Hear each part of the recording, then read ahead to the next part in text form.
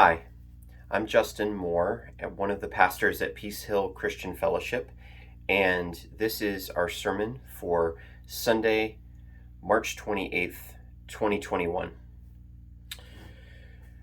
I don't know about you, but I have often wondered why they call it Good Friday. Maybe you've wondered that too. The last day of Jesus' life. Why would they call that Good Friday when so many awful, cruel, horrible things happened on it? It seemed at the time, and it has seemed to some people since then, like just the awful, mean, pointless end, humiliating end of a life that up until then had been full of kindness and wise teachings and good deeds. So why call it Good Friday at all? It seems like the worst Friday. Well, it was only in retrospect, after Jesus died, after, more importantly, 3 days later when he came back from death and was resurrected, that his first followers were able to look back and see all the amazing things that God was doing behind the scenes, as it were, in the actions, the awful, unjust, cruel actions of Good Friday, where it seemed like the forces of evil were completely winning. God was doing something amazing, something good. Later this week, we're going to have our Good Friday service, where we spend some time meditating on the last 24 hours of Jesus' life. And I encourage you to watch that service and experience it and join us for that. But a few years ago, we started taking the last Sunday before Easter, the Sunday before Good Friday, as a day called the Sunday of the Passion. It's something that some churches do where they take a day just to focus on what it meant that Jesus was suffering. Remember, passion is just an old word for suffering in this case. What did it mean? What was God doing? Well, today I'm just going to look at a very, very tiny scene from Jesus' last day. And that's in Matthew 27, verses 26 through 31. I'm going to read that now. This is after Jesus has been brought to Pilate, the Roman governor of the Roman-occupied territory of Judea.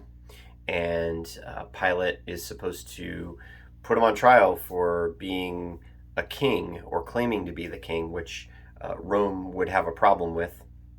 But he interrogates Jesus. He can't seem to get a straight answer out of him, so he sends him away to be crucified. Verse 26. After flogging Jesus, Pilate handed him over to be crucified. Then the governor's soldiers took Jesus into the governor's headquarters, and they gathered the cohort, the whole unit, around him. They stripped him and put a scarlet robe on him, and after twisting some thorns into a crown, they put it on his head. They put a reed in his right hand and knelt before him, and they mocked him, saying, "Hail, King of the Jews!" They spit on him, and then they took the reed and struck him on the head. After mocking him, they stripped him of the robe and put his own clothes on him. Then they led him away to crucify him.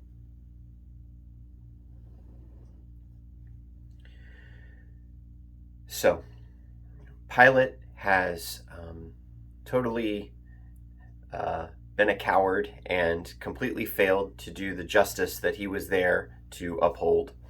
And instead of doing the right thing and talking to Jesus and figuring out what's going on, or just letting him go, he, either because he's afraid of being unpopular with the people, or because he just wants to be better safe than sorry when it comes to anyone that might be claiming to be a king, or to teach a lesson to anybody who might be thinking about rebellion, says, fine, just take him and crucify him. So the usual softening up before crucifixion is that they're going to flog him. And it says that they did that to Jesus. They flogged him with a whip that would have been made out of leather, studded with bits of metal or bone or glass or stone, that was just meant to rip into the flesh of the victim's back and sides, just strip skin and muscle away, cause blood loss, of course. And some people, just from the shock and the injury of that, died just from that, even before being crucified. And then, after the flogging, Jesus is taken to the governor's palace, the center of power of Rome in Jerusalem, the center of the occupying power. And they get a couple hundred soldiers around him. And I have not been a soldier, but I have heard that a lot of time being a soldier is spent being bored and looking for things to relieve boredom. And I think these guys were bored. I think that this was not a very exciting duty, and they'd seen a lot of crucifixions and floggings before, and they decided to have some fun while they were waiting in a particularly cruel and nasty kind of way. So they had heard that this guy's followers called him a king, or thought he was the king of the Jews, the Messiah, like David and these other powerful kings of the past. So they said, okay, let's treat him like a king. So instead of the laurel wreath of laurel leaves that kings and emperors would wear, they took some of the big thorn plants that grew in that part of the world and wove them into a little wreath or a crown and jammed that down on his head. And then they found a cloak like a commander or a king would wear, and they threw that on him. And then they were like, well, a king has to have a scepter, so they stick a little stick in his hand. And then they spit on him, which is a horrible insult now, and of course was a horrible insult then. One of the worst things that you can do to somebody, to spit in their face. And they smack him around a little bit, and then they say, I guess we got to salute you and bow to you. And they say, oh, hail, King of the Jews. They really had some fun with it. And then when the time's up, or when they're bored with, that little joke, then they put his own clothes on him, and they take him away to be executed. The final indignity, the final joke, to see a king with this sign hanging over him on the cross that says, Jesus of Nazareth, King of the Jews. Like, yep, this is what you get if you try to mess with Rome. So Jesus is tortured and mocked in this kind of parody of royalty. But this, like all the other parts of Good Friday, had a lot more going on behind the scenes. It wasn't just this awful thing that happened to Jesus.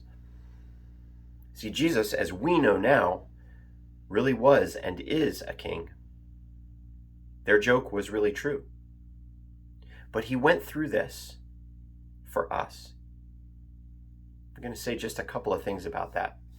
First, Jesus knows what it's like to be bullied and mocked and abused. Some of you have been mocked or abused or hurt or harmed or teased or even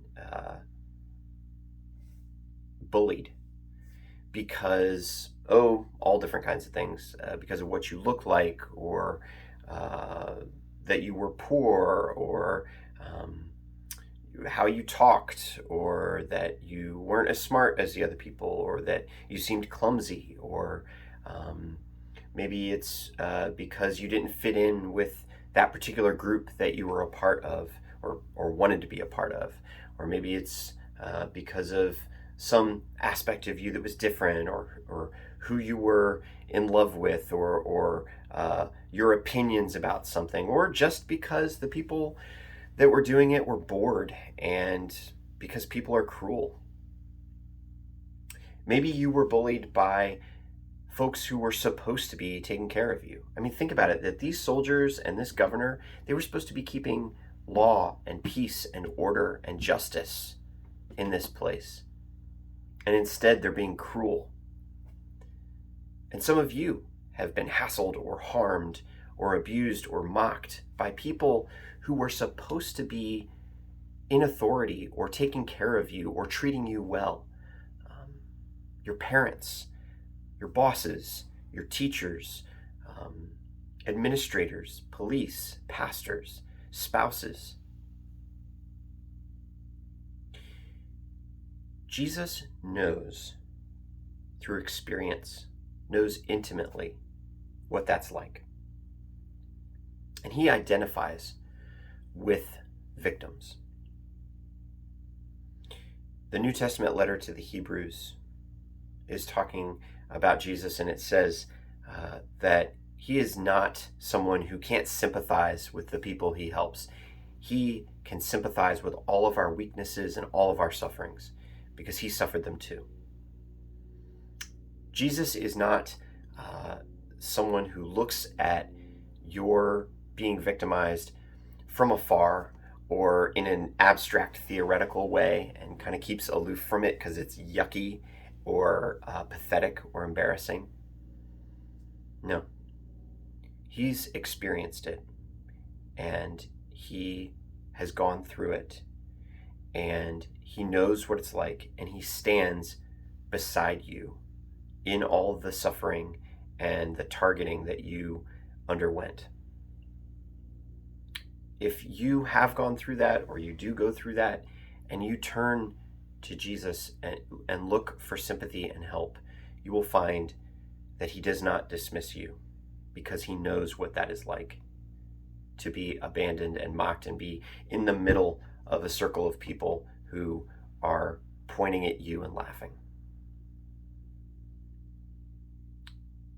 Secondly, some of you have been falsely accused of things, like Jesus was. Jesus was accused of all kinds of things by his enemies and accused of starting a rebellion. And that's why these soldiers were beating him and mocking him, because they wanted to teach him a lesson. They may have thought, even in some twisted way, that they were doing justice by doing this. Some of you have been the targets of accusations, of really harsh, cruel accusations by people who thought that they were doing the right thing by pointing at you and punishing you. And it is a horrible feeling. And you want to lash out, you want to retaliate, you want to get revenge, you want to defend yourself. And sometimes maybe you can, but a lot of times you try and it is completely ignored because of the folks who are so sure that they're right. Well, Jesus has been through that too. And he has been falsely accused, not only like we have been, but even in a more profound way, because he had never done anything wrong. He didn't have anything to hide. And he didn't respond with insults or retaliation or just thinking, I'm going to get you though. No. Even a few hours later on the cross, he prayed to God for mercy for the soldiers. He said, Father, forgive them. They don't know what they're doing.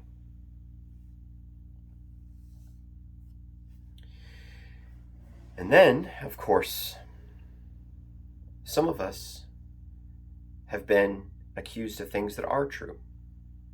Or we've gotten away with things that really are bad. And we carry around the shame of that.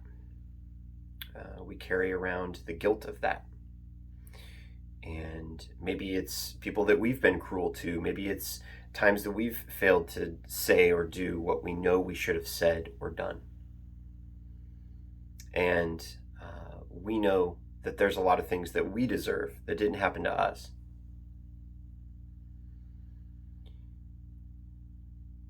In the person of Jesus, God takes on himself the shame and the guilt that belong to us and puts them away. I know that can sound so abstract. It can be one of the harder things to understand, but it's so important to know that when we think of God seeing and knowing us, and we know, even if we don't know a lot about God, we know that God sees and knows us better than anyone else. We should not think of God recoiling in disgust at the things that we're ashamed of, that we've done or failed to do. We should not think of God pointing at us with a finger of judgment and condemnation. We should know that because of what was happening right there on that day, on Good Friday, God takes the shame and the evil and the cruelty that's on us, that we do really bear the guilt of, and takes it onto himself, and then puts it away and never brings it up to us or about us again.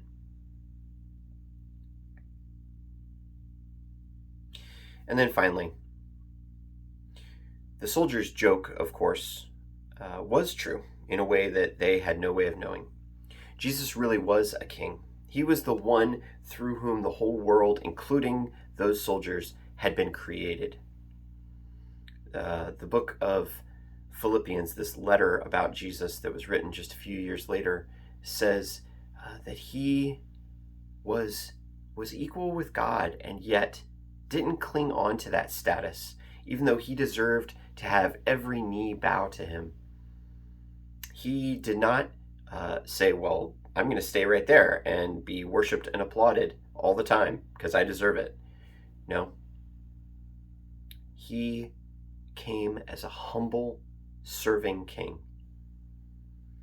He came, his way to power, his way to honor and the throne was unlike any other king or authority figure that they knew and any that we know. He didn't do it by telling people what they wanted to hear or getting on everybody's good side. He didn't do it by murder and conquest. He didn't do it by getting rich and powerful or scheming or stabbing people in the back or power grabs. No, he came to the place of honor by obedience to God, by living the life that we should have lived, by telling the truth always, and by serving us, by taking for us all of the guilt and the punishment and putting that away.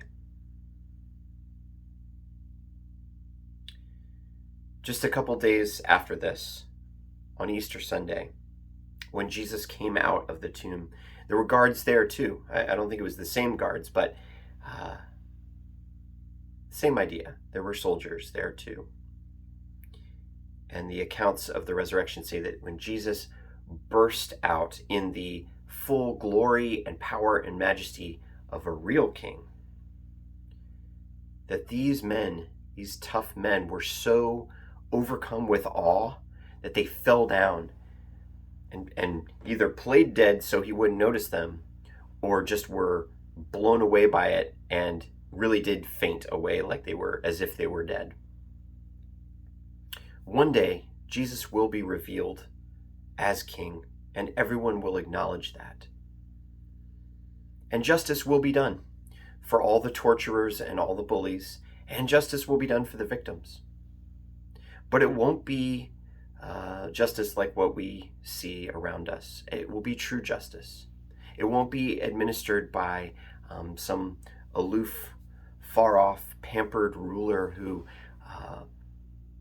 only knows about justice in the abstract. It won't be done by someone who doesn't really know the facts on the ground and is just doing their best guess. It will be done by a king who has been through all the worst cruelty that people could dish out, but also has taken the guilt of all that cruelty on himself for all who will acknowledge that. A king who suffered and who also triumphed, but who did it by love and not hate. This week, as we prepare for our meditation on Christ's suffering and death on Good Friday, and as we prepare for the celebration of his defeat of death and cruelty and sin on Easter Sunday, I want you to know that every moment of all that he was going through, of the humiliation and the suffering and death that he went through, he was thinking not about how he deserved so much better and he couldn't wait for this to be over, but he was thinking of you and of me. And this king, unlike any authority figure that you or I have ever known, set aside his status and his honor and his majesty to serve us by going through death and meanness and injustice in order to, at Easter, and one day fully and finally, overcome them for us. Please pray with me.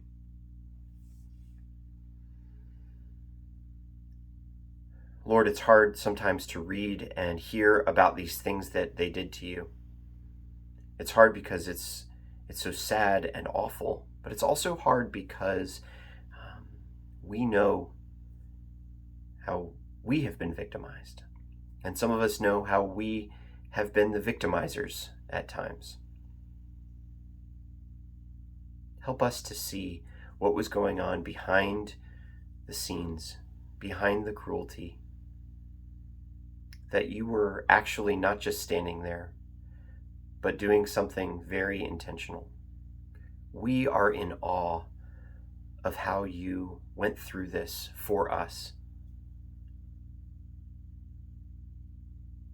I pray that we will have the confidence to come to you when no one else is standing with us and for us. We will know that you will not turn us away because you've been through it too. Amen.